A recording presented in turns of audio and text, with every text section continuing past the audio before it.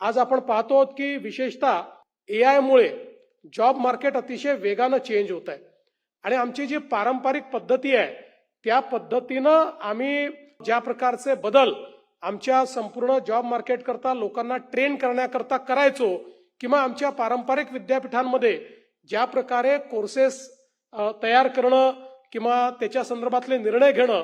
याकरता जो काही काळ लागतो आता तो काळ आपली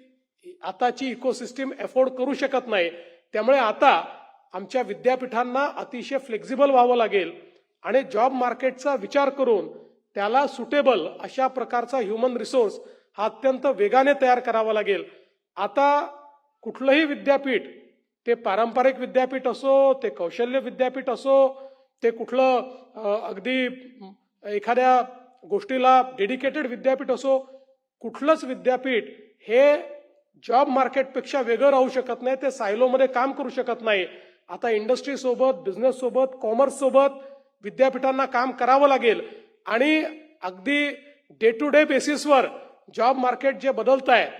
त्याला आपण कसं अकोमोडेट करू शकू आणि त्याच्याकरता ह्युमन रिसोर्स आपण कसा ट्रेन करू शकू याचा विचार हा विद्यापीठांना करावा लागेल। आणि म्हणून मला असं वाटतं की आता एआय लिव्हिंग लॅब हा जो एक कॉन्सेप्ट आपण आणलेला आहे अतिशय उत्तम कॉन्सेप्ट आहे की ज्याच्यामुळे आपण मोठ्या प्रमाणात